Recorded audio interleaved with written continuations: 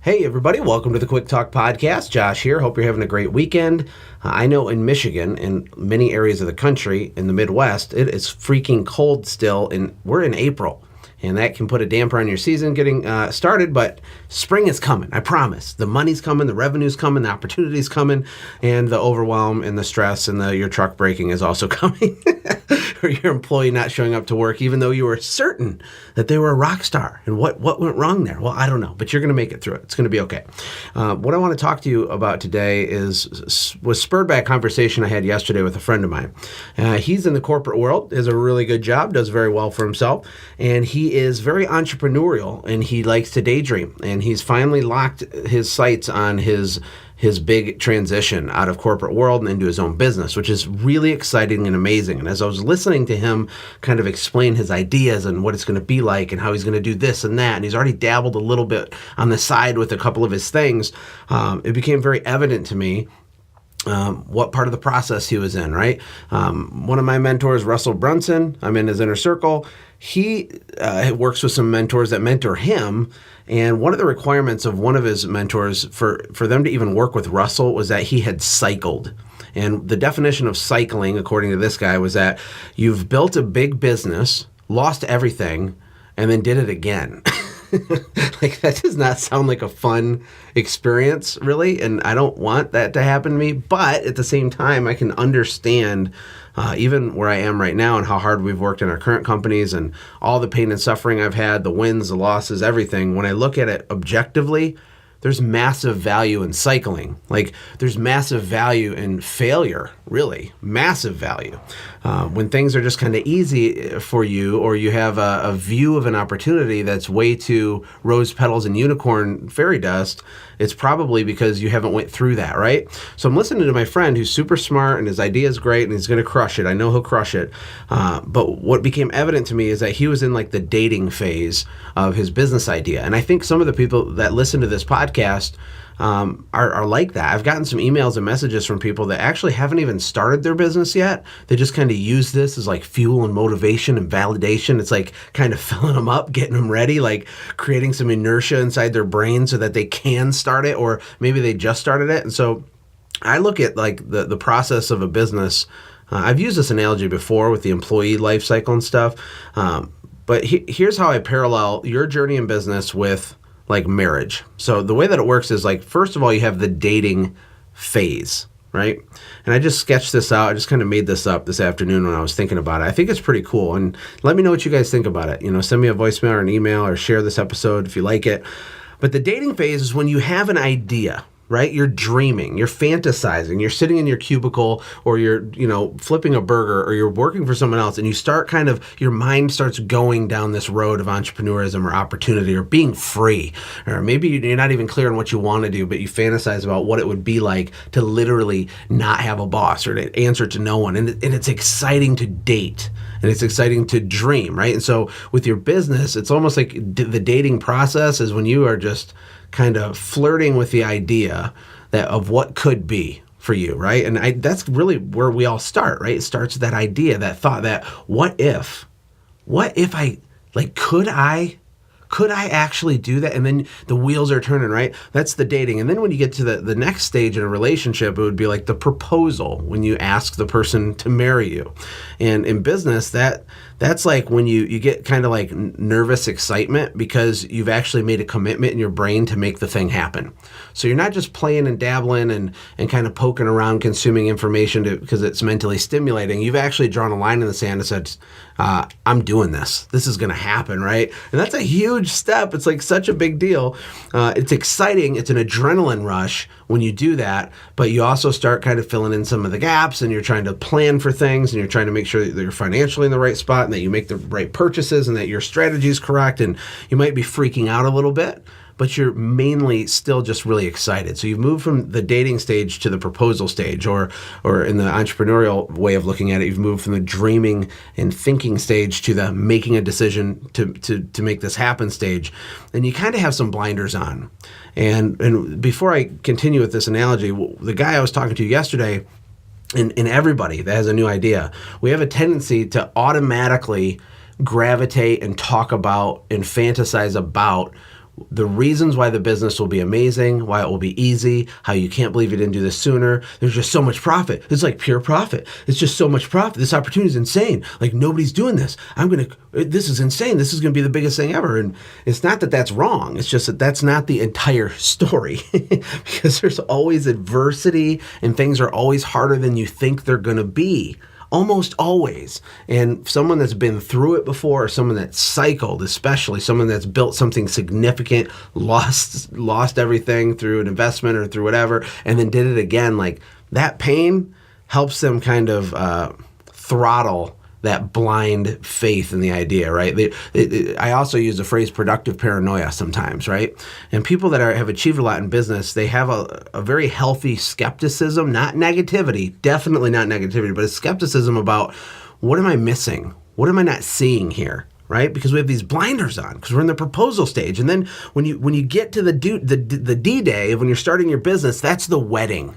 Right? That's like a wedding. So day one of your business, you quit your job, you're starting your business on Monday. That is insane. Like it's a celebration. You're high-fiving your buddies. At least hopefully you are. Maybe your life is full of negative people, which is often the case for someone that starts a business. Doesn't mean they don't love you, but their negativity is it's really a bummer, and you got to be careful about sharing your dreams with people like that. But anyway, so you're at the wedding, you're celebrating. It's a very brief ceremony, and then it's done, right? You started the business, you realize on Tuesday, holy crap, I don't have a paycheck, I have to make this happen. And that's when you enter the honeymoon period. The honeymoon period can be awesome, and it can last for maybe just one day, or it could last for up to 6 months or a year, or even longer. Some of you have had businesses for a long time, but you're still kind of in the honeymoon period. And the problem with it, like the honeymoon period, you start getting a little bit of false pride. You think you're really cool because you're literally, technically, and legally an actual business owner now. And if that's new to you, or you're the first person in your family to do it, you think that's pretty freaking awesome. So you're full of joy on the honeymoon. You got some swag on the honeymoon. You definitely don't have productive paranoia, probably, or not very much of it. You don't see your blind spots, and the pain is coming. Like it's coming. I don't want it to come. I'm just telling you, this is the laws of the universe. This is how it works. And then the last step, where all the wealth is made, where the rubber meets the road, is the marriage. I've told the story about when I got married on our wedding night. My wife was crying in her wedding dress, sitting on our bed in my trailer, in the trailer park, because we lived in a trailer, right? She's sitting there crying, and I'm like, what's wrong? Like, how in the world are you crying right now? And she said, it's over. It's over. And I'll never forget that. It so parallels business, because I was super confused. And I looked at her, I said, Ash, like, what's over? She's like, oh, my whole life, I've planned for a wedding since I was a little girl, and now it's over. And, I have, compassion for that. I get it. But the problem was, what I told her that night, I said, Ashley, we didn't start yet. The goal isn't to file LLC paperwork and put a sign in your front yard saying we're open for business. Although when we're in the dreaming, the dating, the proposal, and the wedding stage, during that whole process, that kind of feels like the goal. And so the problem is that we get smacked right across the face by real life adversity, stuff we never could have planned for or saw coming, even if you tried. And it can really take the wind out of your sails, especially if you've never cycled, or you don't have mentors or people around you to encourage you and just tell you, oh, no, it's cool, it's normal. And what happens is people get stuck, or they get discouraged, and some bad things can happen. Now, if you want to be successful in your marriage, your business marriage, like when you're there, okay, now you realize it's hard, but you still want to do it. If you want to be successful, the first thing you got to do is be humble. You got to have some humility. You got to get rid of the false pride, swag, Fantasyland part of it. You need to humble yourself and start learning from people who have already done what it is that you're trying to do. You need to learn to close your mouth, open your ears, and implement things. And it's slow, and it's messy sometimes, and it'll be confusing sometimes, and you'll do it wrong 6 times, but the 7th time you'll get it right. But that takes tremendous humility, right? The other thing you need to do is just ask for help. But make sure you're asking for help from the right people. Again, there's a difference between competent, qualified advice and a run-of-the-mill opinion. Opinions are useless to you. You need competent advice. You don't bounce ideas for your business off your friends and family that have never had a business or have never had a successful business. And a good rule of thumb, I'm trying to think of, did Brandon tell me this, or I heard this somewhere recently? I want to give credit, but I can't remember. Never take advice from someone that you wouldn't trade places with. Ooh, that's good. That's like giving me chills right now. That is good. Never, ever, ever, ever take advice from someone that you would not trade places with. And that's not just business advice. That's like relationship advice, financial advice, investment advice, parenting advice, physical fitness advice, like anything. Fill in the blank. Don't do that. But if you're going to be successful after your business does exist, you got to get humble. You got to ask for help. And the last one is you got to do hard things. And here's the caveat for doing hard things. You have to do hard things for however long it takes for it to work. And the title of this episode, I think I'm going to title it like, unrealistic expectations or unmet expectations, because all conflict is a result of unmet expectations. And that includes internal conflict. So you have an idea when you're in the dating phase in your brain with your business. You get the adrenaline rush and the nervous excitement when you make the proposal. You decide that you're going to do this. Then you have the wedding where you file the LLC papers. And then you're on the honeymoon the first little bit when you get your first customer and you think you're really smart and you're amazing. And you made $300 in 1 hour and you're like, oh my God, I'm a genius. But your phone's not ringing anymore and you have no idea what to do. But you just got that first client, which is really cool. But you haven't actually built anything yet. Then we enter into the marriage. And you got to do hard things. Now, the unmet expectations comes from you not having a clear understanding. And me, by the way, with my software company, I had massively incorrect expectations on, number one, what it was going to cost, not just financially, but emotionally, mentally, physically. Like, I had no idea how hard this would be. And I also had no idea how long it would take, right? I was completely wrong. My timeline was completely wrong. When I look back, it's embarrassing when I look at my original idea of what I thought this was going to be like compared to what it actually was.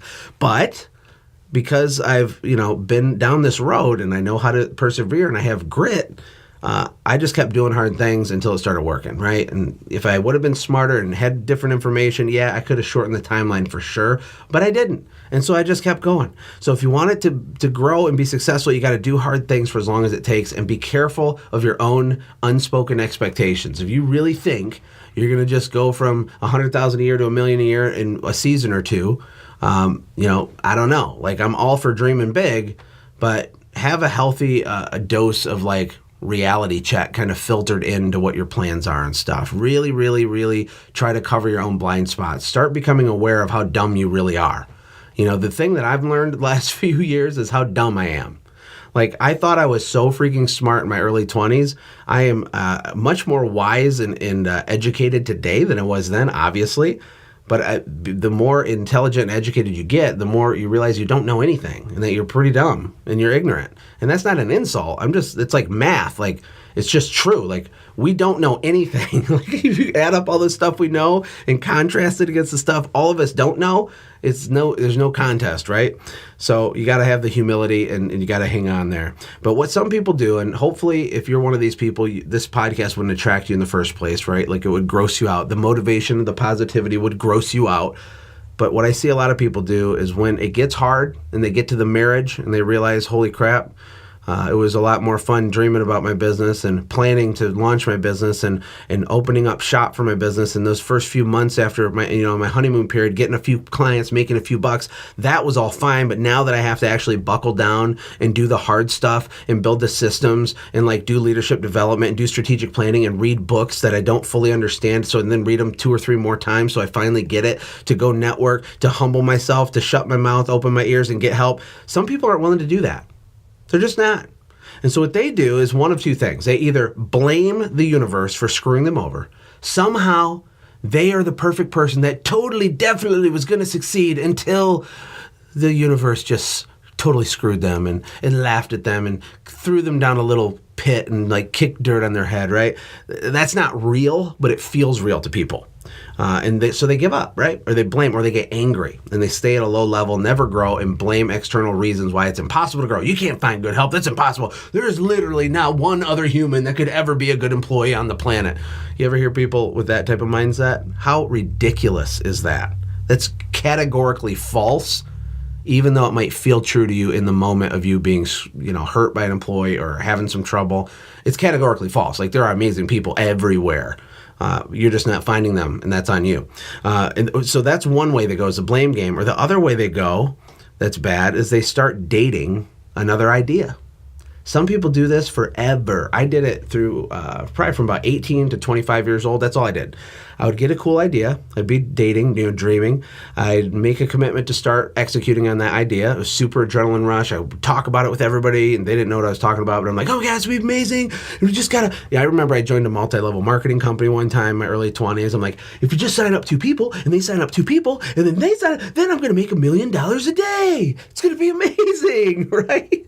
So I was heavy on the dating, and then the proposal, and then the wedding, and then the honeymoon. But as soon as it got hard and I had to actually do hard things, shut my mouth, learn the game, put in real work, I would start dating a new idea. And I didn't see it that clearly at the time, but it's crystal clear now. That's exactly what I did. Many of you have probably done the same thing. But the problem is that that's just a vicious loop of nothingness. It's a nothing burger. You're not going to get anywhere because the chances of you achieving, whether it's wealth or freedom or just success or paying off that debt or automating your business or going into the mission field more by having a business that makes your bills and you don't have to babysit it, like whatever your thing is, it will not be built and it will not come into existence because you daydream about it and you get all excited about starting it and because you actually form a corporation and because you put a sign in the ground or put a website up there that says we exist. That won't do anything for you. All of the real growth comes in the marriage part, which is the hard, down and dirty, do the hard things, humble yourself, ask for help when you need help, but make sure it's from competent advice.